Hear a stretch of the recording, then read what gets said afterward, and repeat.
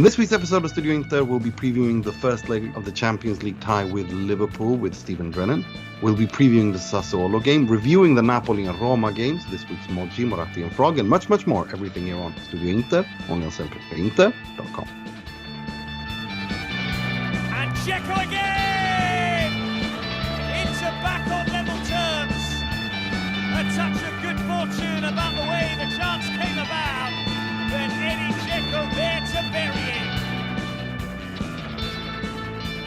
Benvenuti, bentornati to another edition of Studio Inter. I'm your host Nima, Tavallaey, wishing you all back to a very important week, as is now common in the world of Inter, as it's a big match pretty much every 3 days.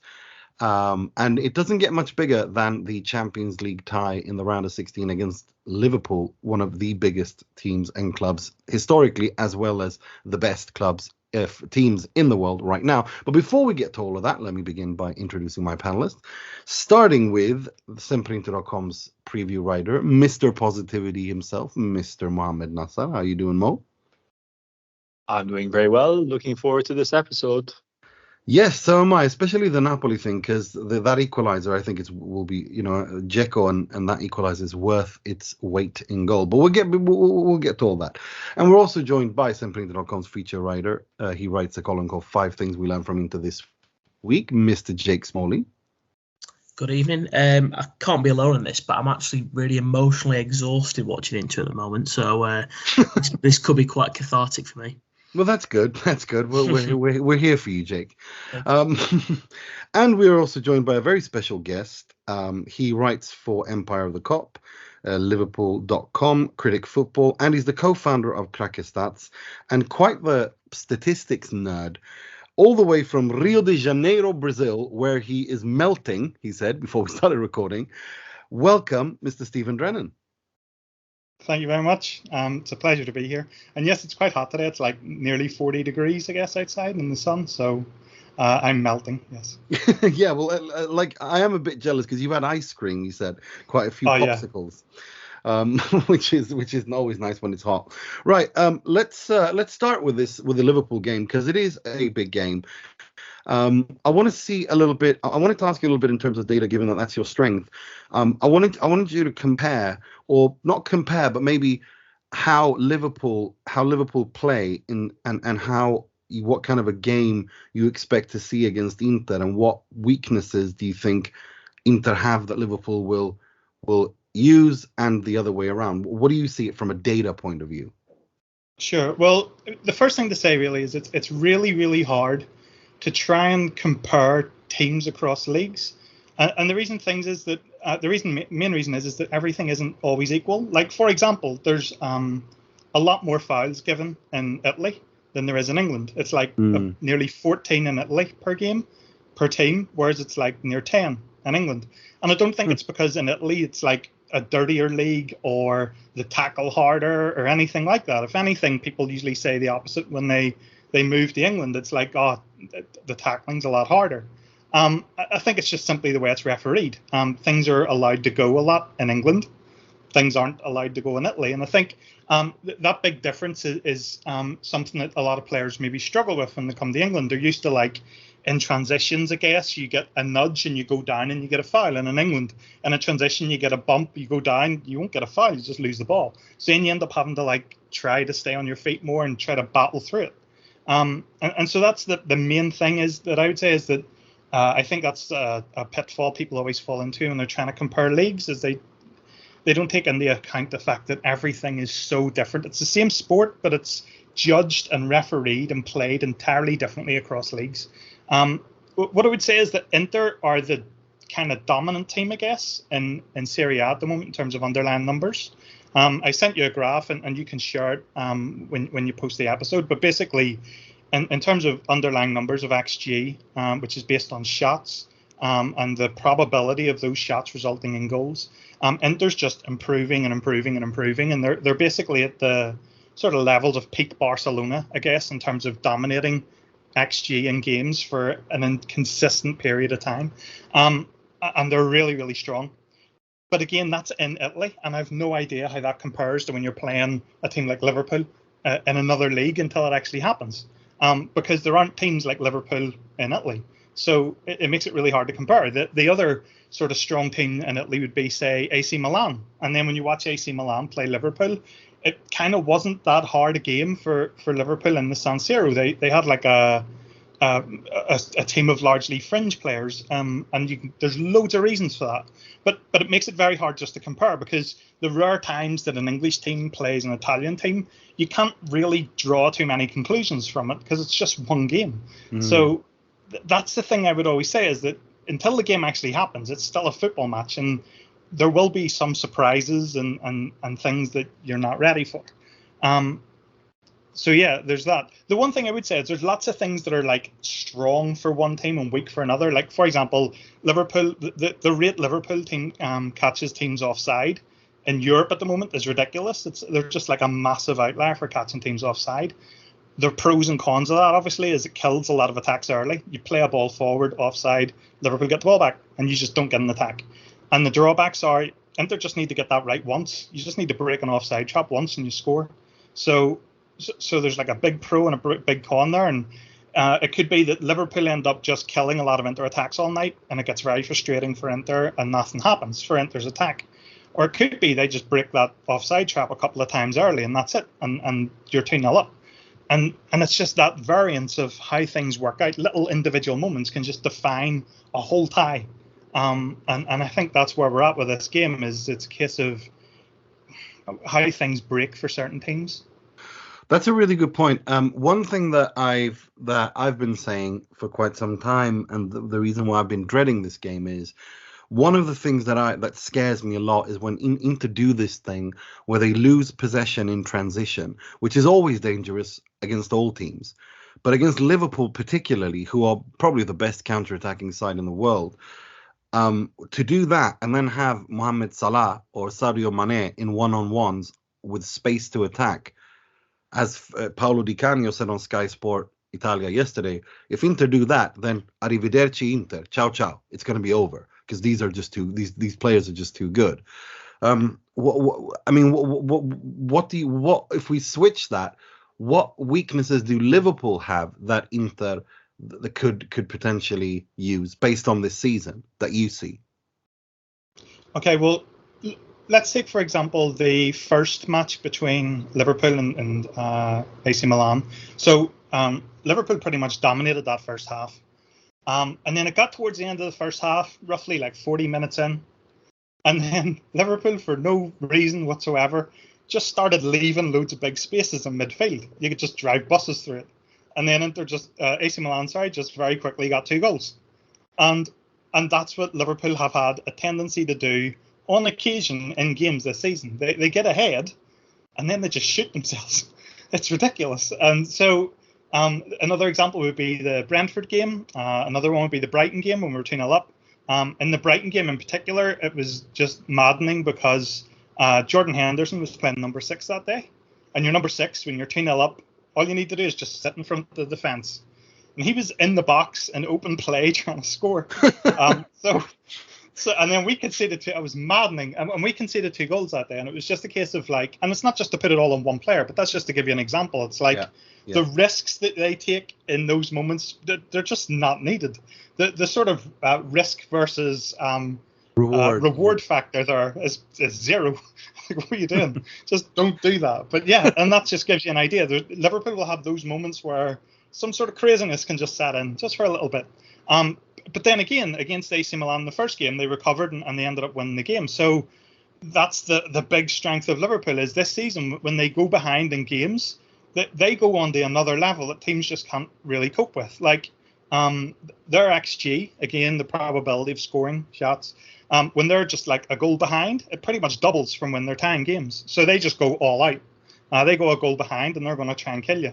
And that's ridiculous. And it's something where Liverpool amass a lot of points once they go ahead, once they go behind. And for Inter, it's kind of the opposite. Inter have dropped points this season from leading positions a lot. Inter sort of open up when they go behind. Doesn't really make any sense. But when they go ahead, they're more likely to concede than when they're drawing games based on XG. sort of want to be more open and maybe try and get a second goal to kill the game off. And that's seen them drop a lot of points this season. I was looking at the data on it, and to give you an example, Inter have taken the lead more than any other team, which is like 22 times in 24 games, but yet they haven't always won those games.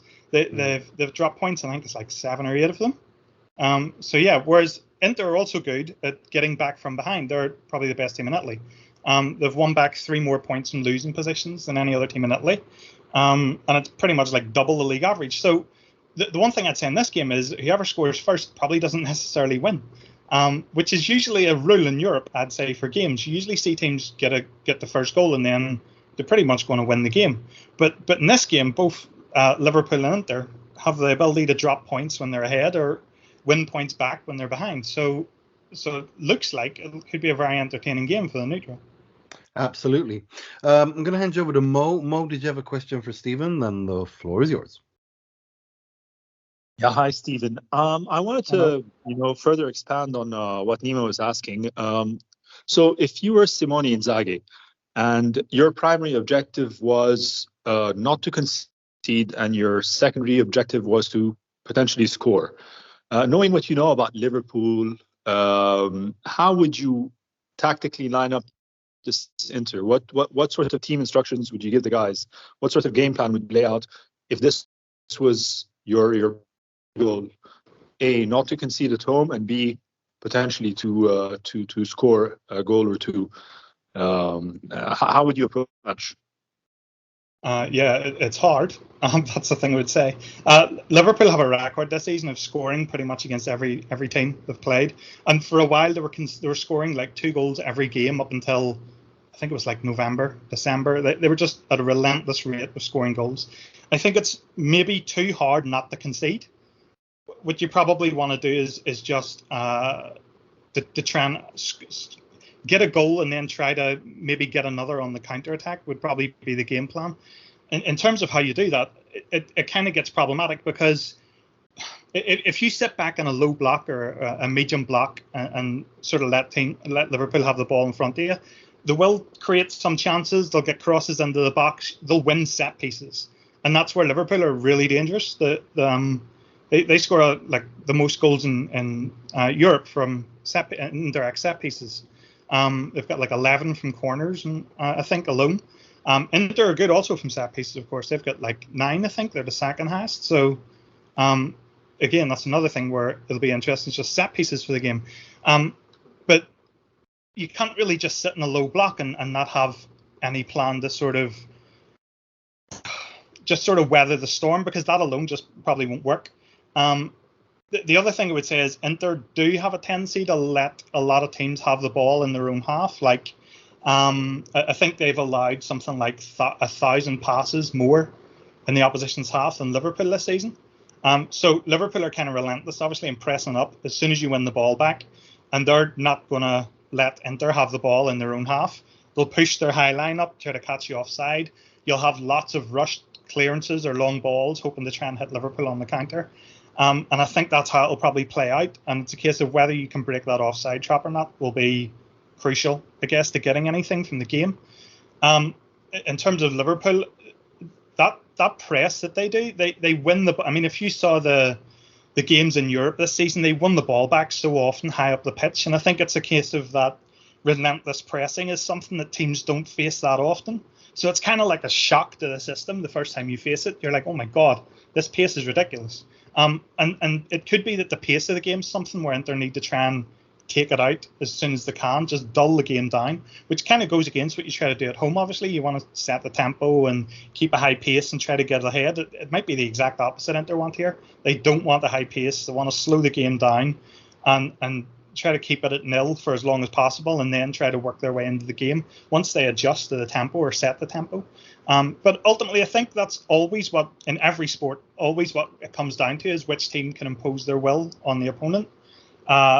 And it's a case of whether Inter can do that. They can slow down the game and take the sting out of it, I guess. And for Liverpool, it's whether they can set a high tempo, and whether, again, the referee, if the referee is going to be someone who lets things go, or if he's going to give every single nitty foul, that will play into one team's hand or the other.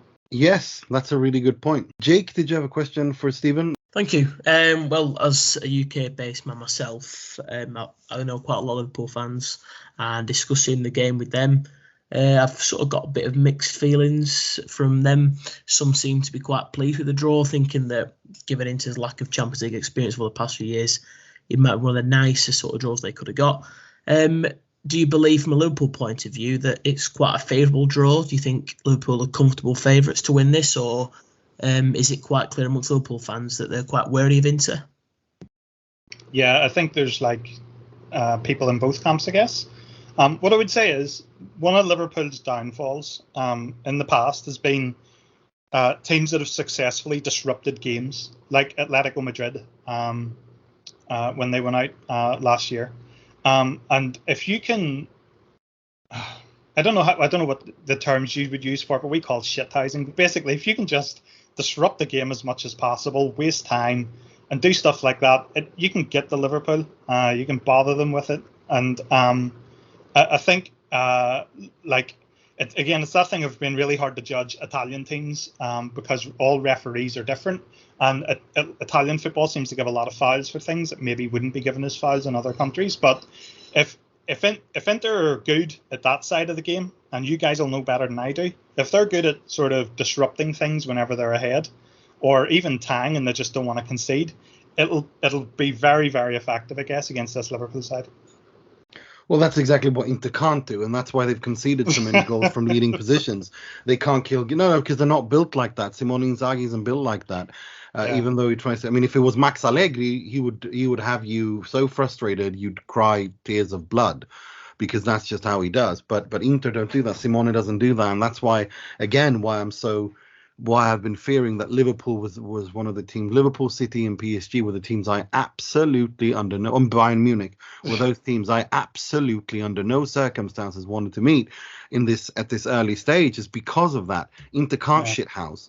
They don't have the players for it, and they don't have the coach. If it was Antonio Conte, I'd not be worried, because he's a system manager. He's so well prepared. Yeah. He's solid. Nima.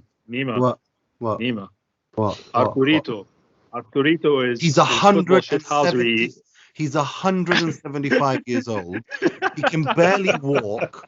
I mean, don't say Arturito to me. Yes, if this was 2009, 11, 12, 13, yeah, that Arturito, yes. But did you see this Arturito that jogs and can barely breathe after he runs? I mean, come on. Like it's no. I mean, you know what? I'd play Gagliardini, Arturo Vidal, and I don't know, Ranocchia in midfield. Like, you know what I mean? Like, just build a wall. You know what I mean? Like, get Donald Trump in there. Build a goddamn wall in the middle. Like, this is like, it's Inter don't do that. And with Barella and Brozovic, yes, they're good, gritty players, and they can win the ball. But Barella's not there because he's suspended. So who do you play? So no, I'm absolutely scared of this. I really am. And I hope, and I'm hearing that he's going to play Matias Vecino, which just it's just the reaction I have to that. But before we let you go, I mean, what players? I mean, we all know Liverpool's players; they're all world-class players, every single player, pretty much. But which players at Inter do you feel that, like, from the Liverpool camp, that they're a little bit worried about, and need to pay extra attention to? Lautaro is a player I love watching. He's one of my favorite players in the world, actually. He's just very, very good at making space, just playing in little tight spaces. He can just get out of them so easily. So true. I think that's again, the key thing is that ability to escape pressure, which he has, and the ability to play a pass in behind that Liverpool line quickly. So if he can escape pressure, get turned and face Liverpool before they can retreat, he could kill them. And he would be the guy that I'm most afraid of. Is definitely Lautaro. But yeah, luckily he can't score. Luckily he can't score to save his life. He needs about 1,100 chances to score. But so you're lucked out there. But I do agree that is his strength. That is his movement between the lines and his link-up play. That is his absolute strength. But Barella obviously isn't there. But I mean, The other one I would say would be Hakan. He's just really good on set pieces. And Liverpool, Inter are really good in the air. They've I think they're one of the top teams in Europe in terms of winning aerial duels, and you've scored 9 corners this season, which is like second highest in Europe. So I think set pieces could just be a big thing in this game. And I think Inter fans probably worry about facing Liverpool because they're a big, strong side. They're just so relentless when they press, and it just looks scary when you're watching them. But how a game is in paper and how it actually gets played out are massively different things all the time, especially knockout games. It's like Liverpool played Leicester, I guess, around Christmas, and they battered Leicester and lost 1-0 because Mo Salah missed a penalty, headed the rebound off the bar. It's a lottery, it's random, and that sort of variance and randomness in football is what makes it so fascinating. And I can see like a dozen ways that Inter can just cause problems, especially set pieces, and just picking off the high line because they've got some guys that are good at escaping pressure. So it's as much as Inter fans probably worry about Liverpool, Inter could easily win the tie because they've got all the qualities you need to beat this Liverpool side. But you'd obviously give the advantage to Liverpool, but it doesn't mean anything. It's not worth anything. It has to actually happen on the pitch. Well, of course, that's absolutely true. But if I'm perfectly honest, I give him the 10-15% chance against this Liverpool. Also, given the form, I mean, it's without Barella as well. I mean, with Barella, I'd say we'd have about 20-30%. But Barella being gone for both ties because of an idiotic box to Diego Militao's. Militao's leg for no reason whatsoever, and he's gone 2 games for this. So yeah. Well, yeah. The thing I would say is 538, which is a site that's got a guy called Nate Silver in charge of it and has lots of algorithms that run predictive models, etc. They give it 29% Inter, which is what you said, and 30%. And they give it 71% to Liverpool. But again, I'm assuming that's assuming everyone's fit and everything. And Inter are missing some key players. The other thing I would say is Liverpool are missing no one. They've got a fully fit squad for the first time. It feels like the first time ever. Liverpool's midfield options this season have been ridiculous at times. Like they've always been without at least 3 of their best midfielders at any one time, and so they're sort of patching together midfield. But now they've finally got everyone fit. So that's where it's very interesting from my point of view, is just the fact that we can pick from a full squad, and we've got Luis Diaz coming in, obviously, that's like an added attacker we didn't have whenever we won the group. So it just feels like everything's going our way. And whenever that happens, that's when I'm the most afraid, because nothing goes your way. Nothing. As soon as you think you're comfortable in football, everything goes wrong. Yeah, we know that from the derby where everything was speaking for Inter, and that's why I was petrified and we ended up losing it. And as for Nate Silver, you kind of scared the shit out of me there, because Nate Silver was also the guy who said that Hillary Clinton was going to beat Donald Trump by 90%. And that did not go well. So when you say Nate Silver gives us 29%, I don't know if I'm supposed to be happy because it means we have a bigger chance, or that we're completely screwed. Yeah, I don't trust Nate Silver. the thing about a 90% chance of winning is it means you have a 10% chance of just not winning. And I guess we live in that shitty 10% universe where everything goes wrong. Fair enough. As the last 2 years with COVID have proven. Yeah. Right. Thank you so much, Stephen. If people want to find you on Twitter and on social media, what's your handle? And if you got something coming out, then feel free to, plug it. The floor is yours.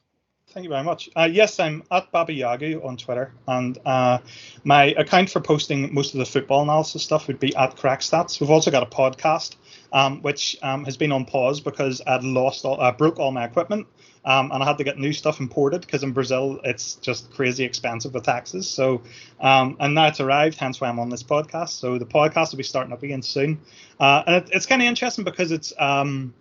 My aim is to try and get people on who don't really get interviewed very often. People who are like we have an expert in biomechanics, and I've got an expert goalkeeper analysis guy who looks at data. I've got a guy who's working as a scout for a Belgian club, and I try to get people on who are sort of obscured and not really interviewed much on football stuff, and just ask them as much as I can about everything I can. And then also I also talk a lot as well, as you can imagine, as you've heard. And I also got a guy on who just makes me laugh, and we just try to, if you ever watch fantasy football as a kid in the UK, we try to be a bit like that, like not take everything so seriously and just joke around about stuff and talk about how much we dislike match of the day, and it's pundits. so it's a bit like that. Thank you so much, Stephen. That's excellent. Thank you very much. And on Instagram, is it Baba Yago as well, or are you not on there? No, I've stuck. I hate social media. I only use it because I have to.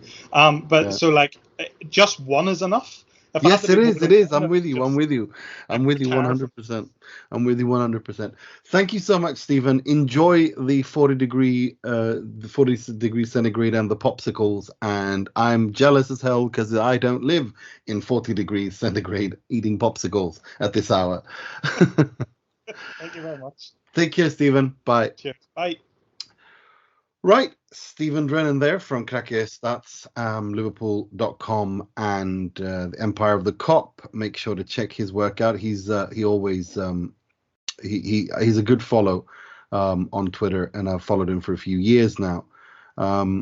So definitely make sure to check that out. Right, let's talk a little bit about the Liverpool game, shall we? Mo, well, you've heard that Nate Silver gives us a 29% chance. So do you feel more optimistic after hearing that, or what do you hear? What do you feel? Look, no, I don't care about I don't know what algorithm knows more about footballing intuition than I do for my current state. I think like I said a couple of weeks ago, I believe that was even after the Barella suspension. I think it was only a suspension of one match at that point in time. We didn't know it was going to be for both games. But anyway, I digress. I think we have a reasonable chance of progressing.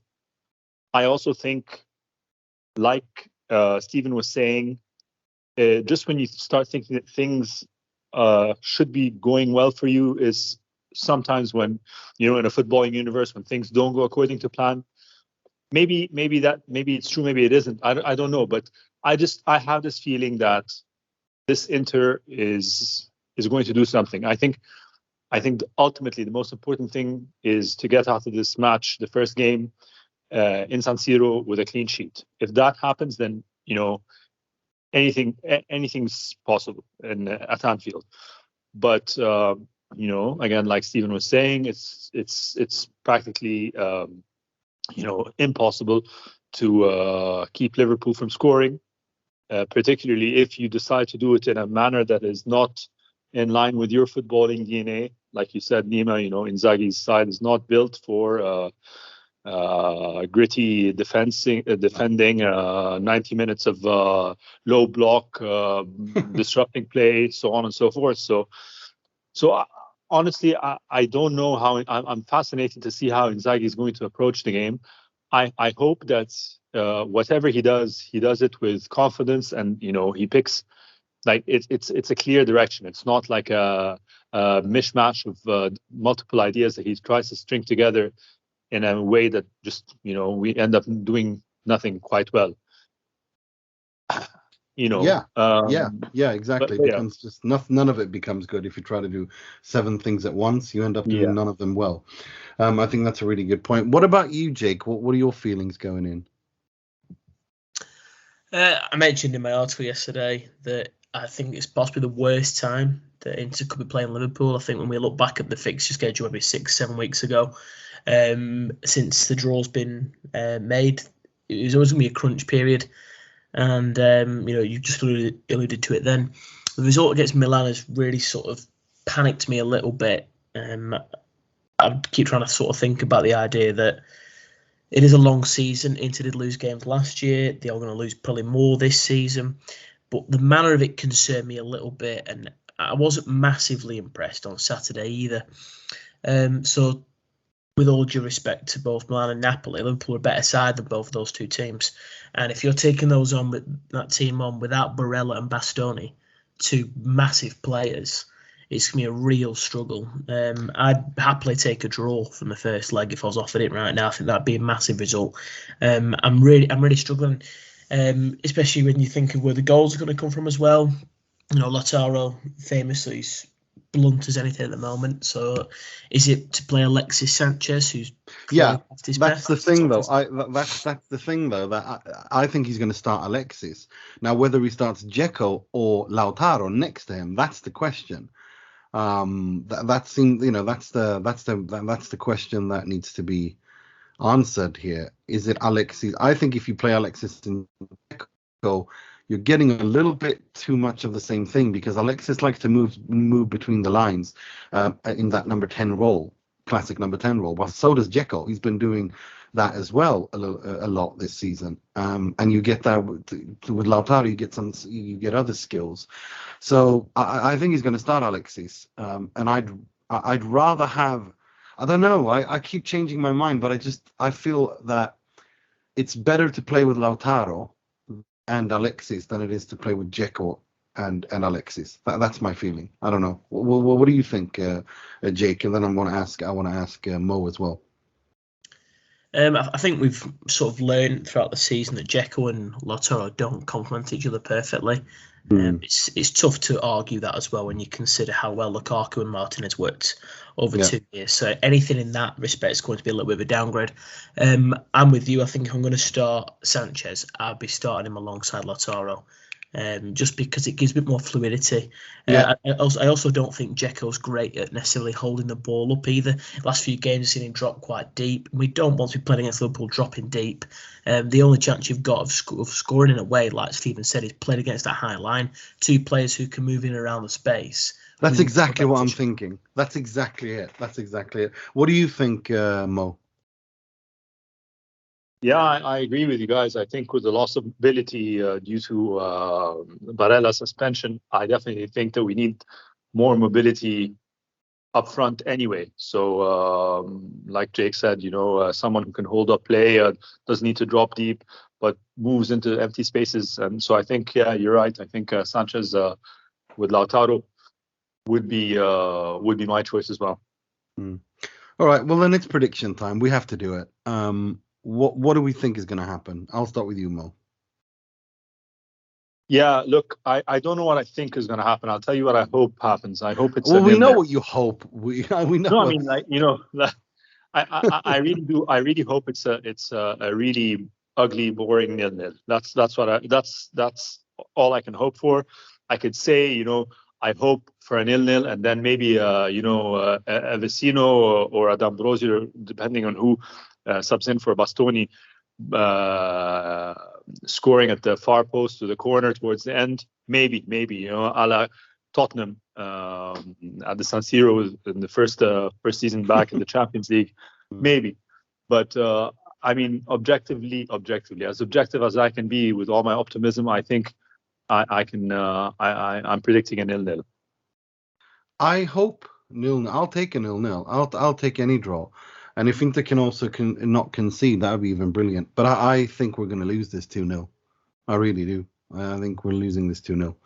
I think your fellow countrymen will hurt Inter badly, because I don't think Bastoni's going to play. I think that if he can, they will, but I don't think he will. And I think in midfield, Vecino's going to play because he's more dynamic than Vidal.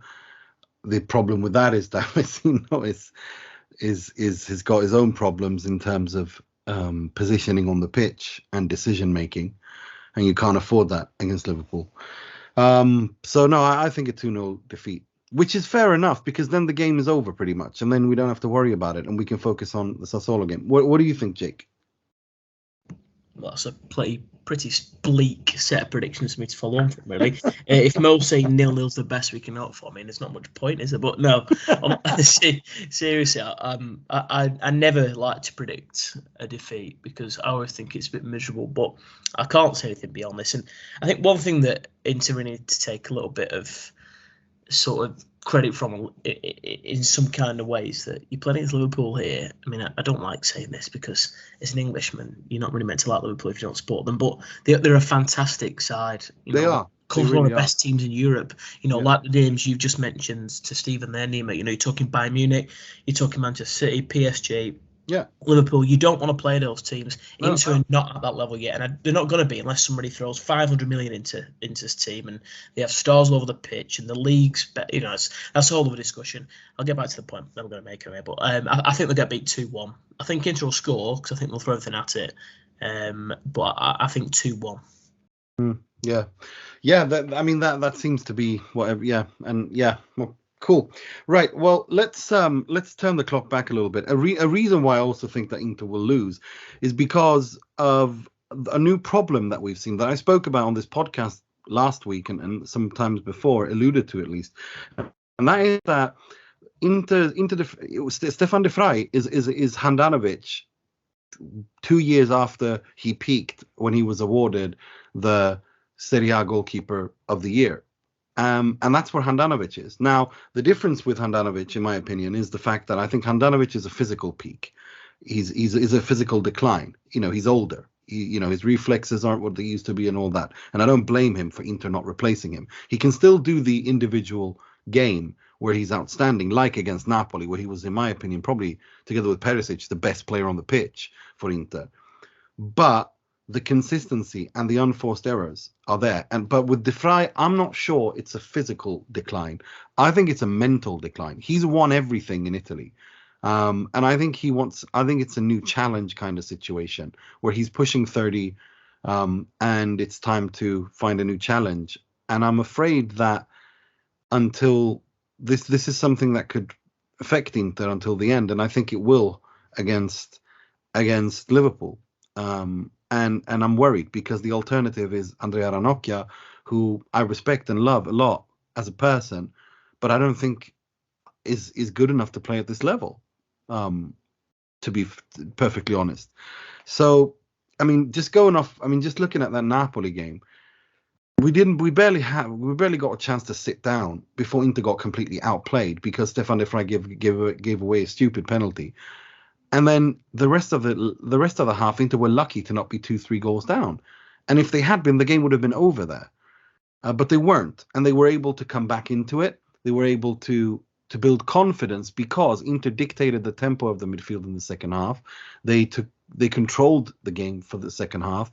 And that goal that Dzeko scored, we're gonna have to talk about him because if we're talking scoring clutch goals, that's your man right there.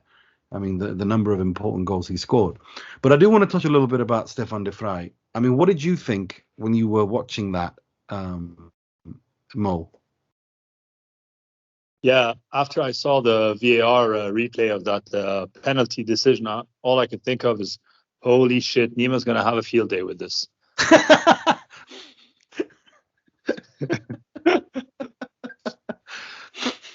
No. Look, I watched this game on my phone because here in the Middle East, we get the Serie A on YouTube for free this season, which is really nice. So I watched it on my phone without commentary.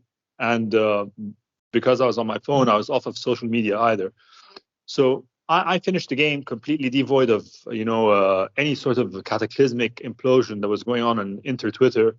And I wasn't influenced by the commentators' oohs and ahs either. And after 90 minutes, I thought, hey, that was a pretty good game. I thought, you know what? Like, it sucks that we only managed to draw.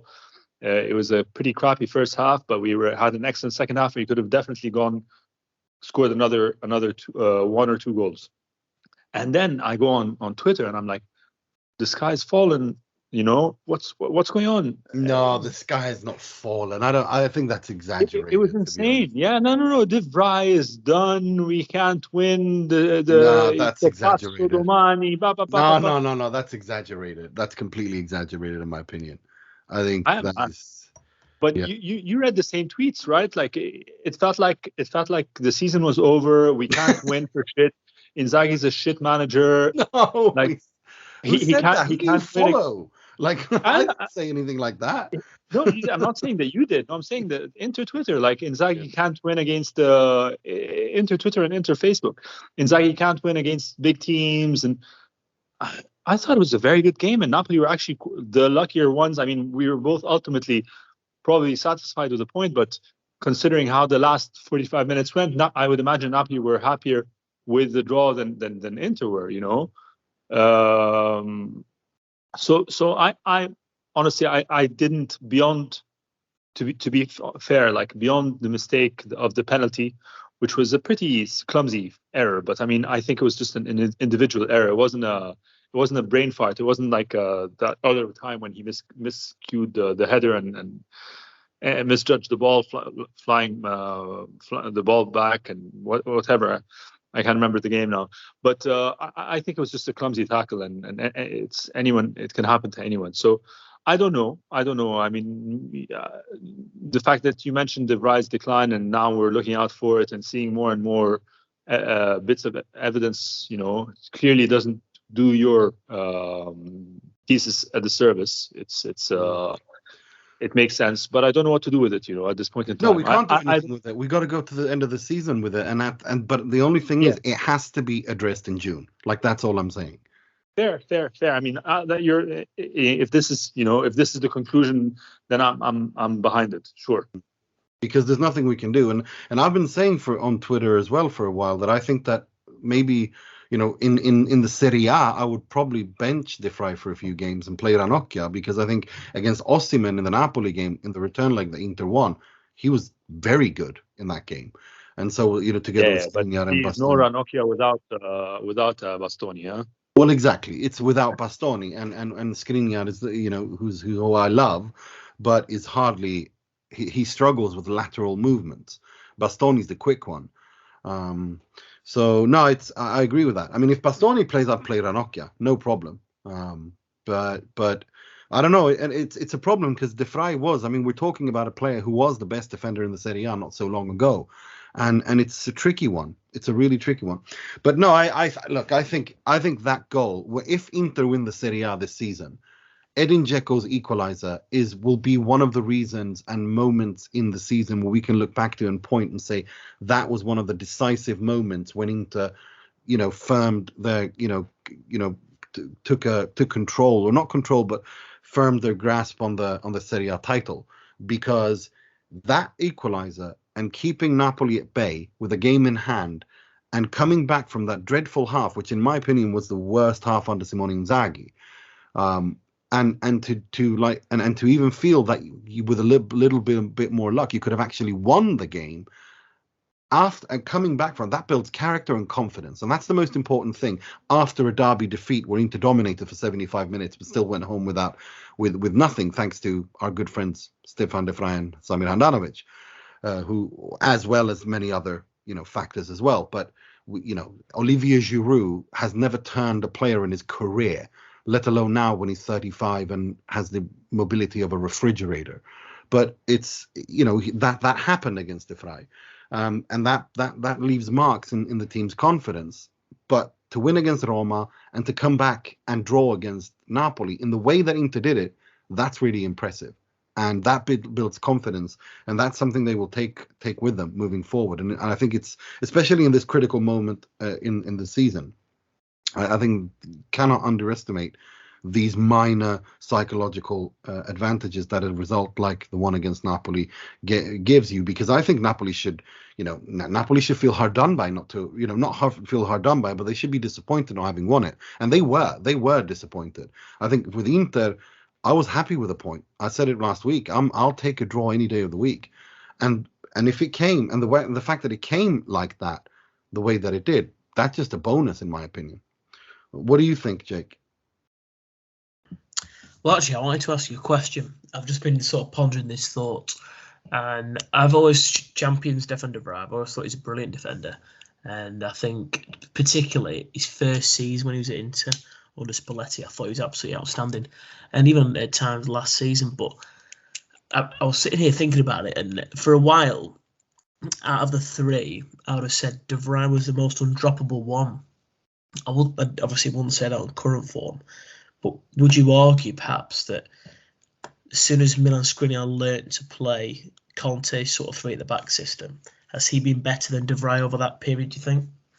I think the first season when Conte came, I think De Vrij, when Godin was there, and De Vrij was the best of all of them. Out of Godin, out of Skriniar, out of Bastoni, the first season I think De Vrij, that when Conte was there, he was outstanding. But the second season under Conte, I think that I saw a decline, a small decline, but we know that these things are exponential. Inter still won the title. I think Inter's best defender that season was Bastoni or Skriniar, not Frey, last season when Inter won the title. And I thought you could see a small, tiny decline.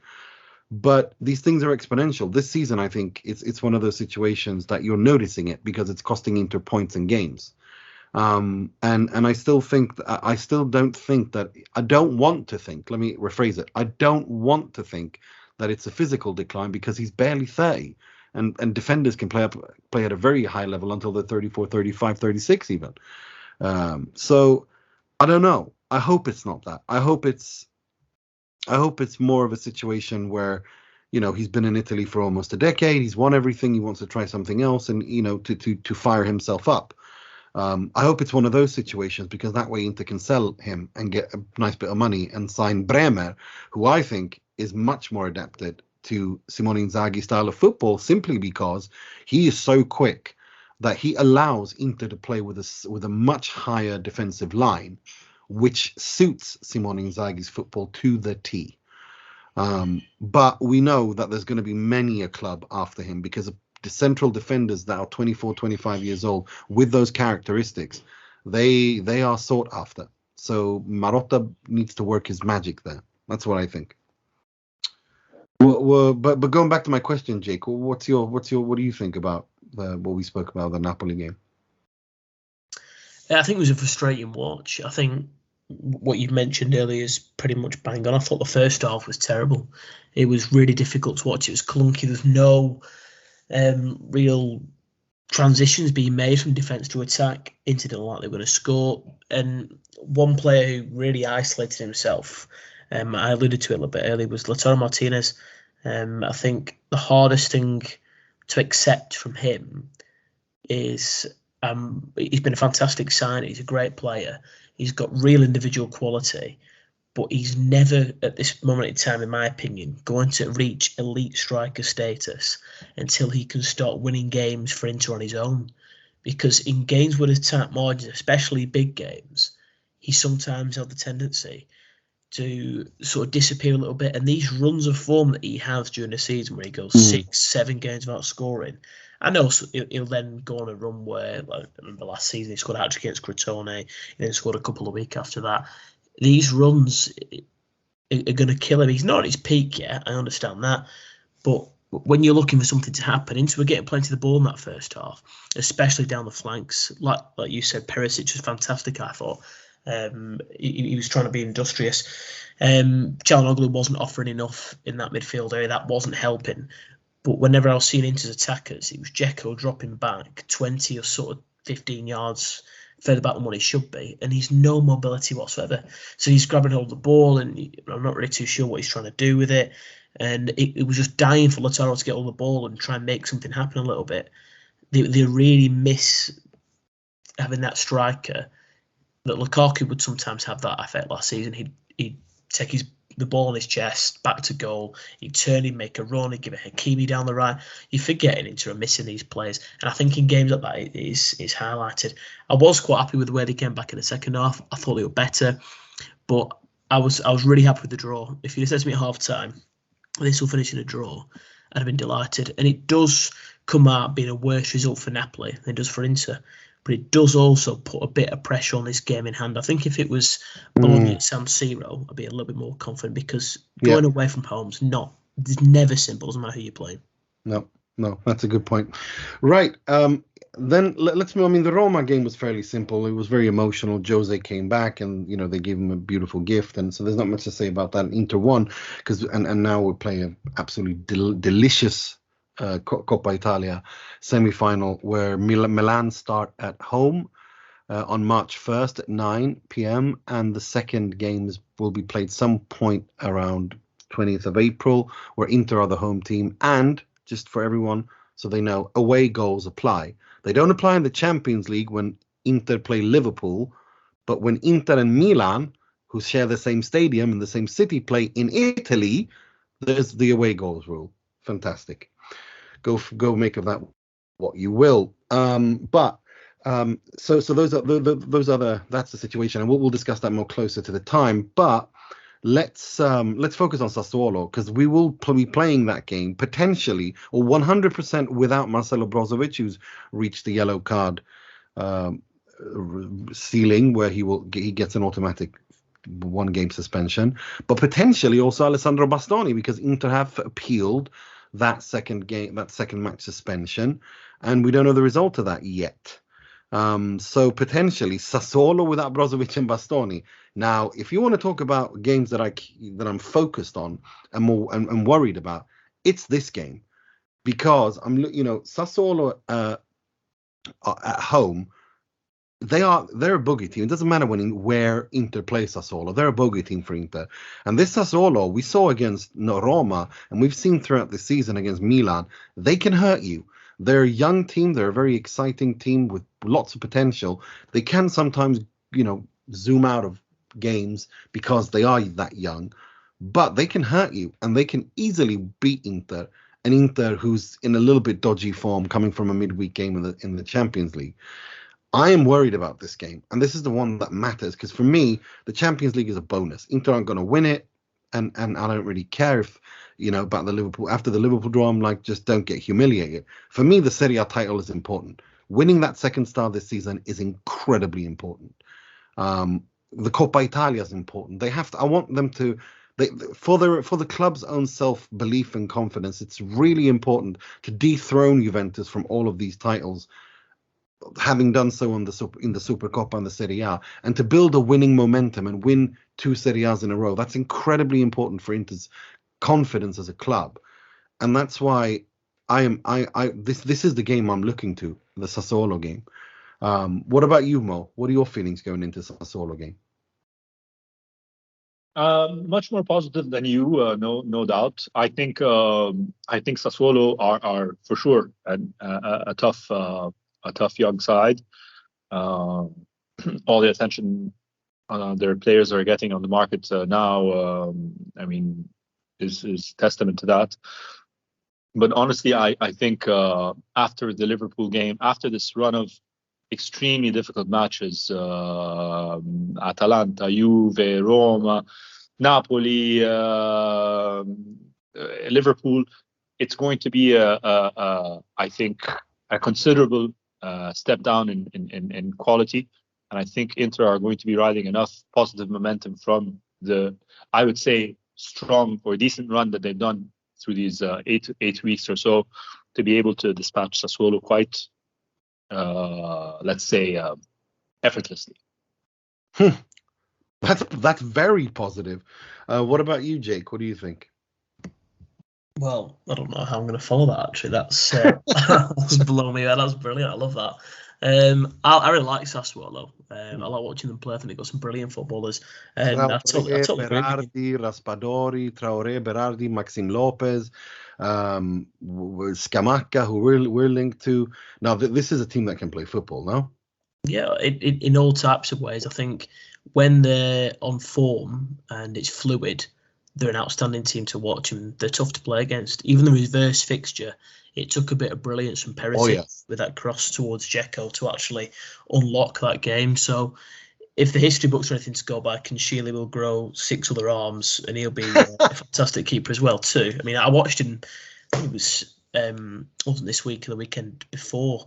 Can't think of it playing. He was dreadful, and I was even watching it on highlights. I'm like, well, he's just getting all that crap out there with for when he comes to San Siro. So I think it'll be a really different game. I think they're one of the teams in the league that I look at, aside from the top 6, and I pick that as a difficult game. Definitely away from home, and you look at the plays that you just mentioned, the way they recruit, the style of football they play, and when they're on it and they're really the tails are up, should I say, they're really hard to play against. If Inter get pummeled by Liverpool, a 3-0 reversal or something like that, it's not the game you want to be playing straight after it, I don't think. I think it'll be a really tough match. Exactly. I think Inter might have enough, just like they did in the reverse fixture eventually. Sassuolo's defence is weak. Yeah, it is. That's the good thing. That's the good thing here. Their defence is weak. And Ferrari suspended as well, I think. So yeah. That could be quite helpful. I think Inter might just scrape it, but it won't be an easy game, no. No. I mean, predictions. I think Inter will win 1-0. I think Çalhanoğlu will finally score again. What about you, Mo? And then I'll go to Jake. 3-1. Ooh, goal fest. Jake? I'm going to say 2-1. Caicedo, 88. Ooh, good old Caicedo. Right, let's move on to the part of the show where we pay tribute, rip the piss out, or criticize someone or something heavily in the world of football, starting with the positivity, Moratti, which is presented by Mr. Mohammed Nassar. He works a lot, he's intelligent, and he surprises people sometimes with his ideas. Not easy to find one person of this qualities. So I believe this is the first time, despite you alluding to how clutch he's been for Inter so far this season, I think this is the first time he gets the Moratti of the week. It is. Edin Dzeko.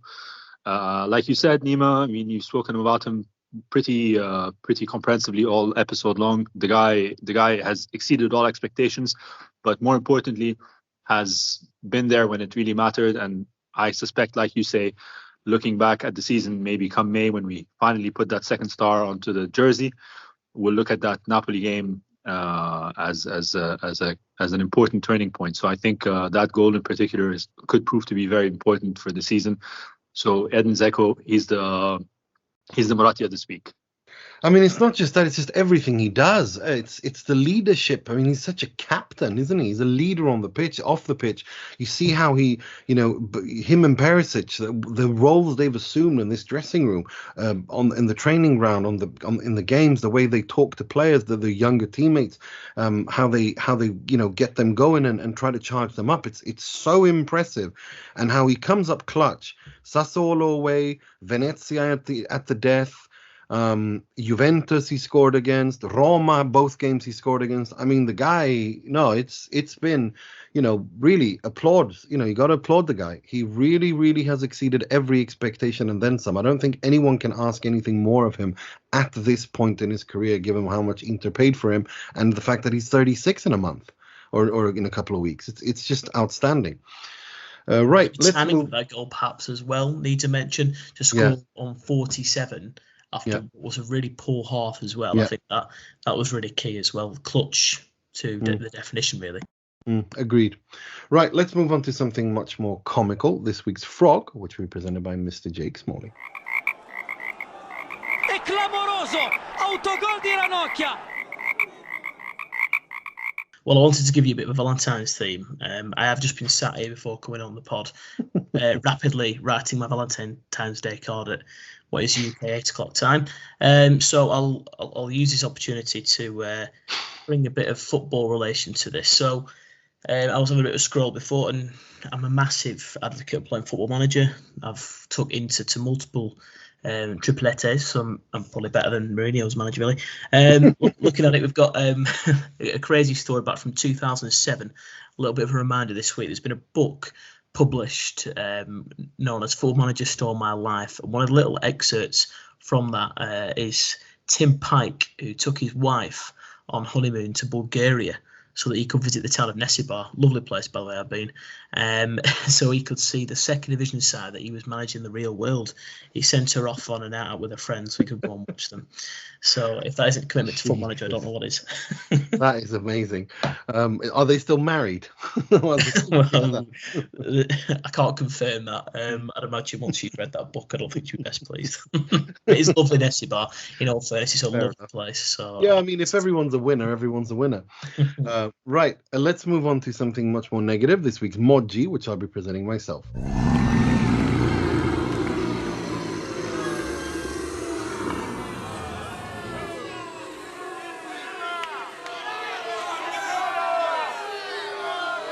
We've all heard this Zuma thing with the horrible instance with a cat, but I wonder if Graham Souness didn't take it a step further with his comments and thoughts on this. It's genuinely astoundingly stupid to the point where I don't even know where to begin with this. So we all know what happened. Zuma, there's videos of him abusing his cat surfaced, and it's horrible to watch. It's animal abuse, and he apologized and whatever, but Graham Souness decided to talk about this, and his comment on this, and in his take on this was, and I quote, I've watched the video. I can't see the cat doing anything wrong on the video, end quote. I don't think it matters, Graham, because it's an animal. I don't think you can defend beating up an animal by saying he started it, mainly because that's stupid. I don't even. I mean, I guess I should be happy because he probably usually, based on Graham Souness's usual behavior, he would have found a way to blame Paul Pogba for it. But regardless, he didn't do that. Instead, he decided to somehow talk about how the cat didn't do anything, as if the cat had done something, it would be okay to beat a cat with a shoe. It's just so stupid, and it's always him. So yeah, this week's Moggi is Graham Souness. Right, that's all we had time for this week. I'd like to thank Stephen. I'd like to thank you, Mo, for coming on. Always a pleasure. Thank you for putting up with my ramblings today. No, it's always nice to have your positivity to counter my realism. I'm just joking. No, it's always good to have you because you do present a very well thought out case for why we should be positive, and I hope you're right. I will take a draw any day of the week against Liverpool and a win against Sassuolo 3-1. Mr. Jake Smalley. Thank you very much. I'm just currently sat here imagining a really weird scenario in Kurt Zuma's kitchen where the cat starts a fight with him. That's absolutely absurd. But yeah, thanks so much for having me as always. I've really enjoyed it. Yeah, thanks. No, it's just another day in the world of Graham Souness, isn't it? Just another Saturday afternoon for him. Right. That's all we have time for. I'd like to, as always, as I said, I thank Mo. I'd like to thank Stephen and Jake. And until next time, take care of each other. Listen to your health authorities. Stay safe. Hope you get 3 points and a win against Liverpool, although unlikely. And more importantly, sempre e solo forza Inter.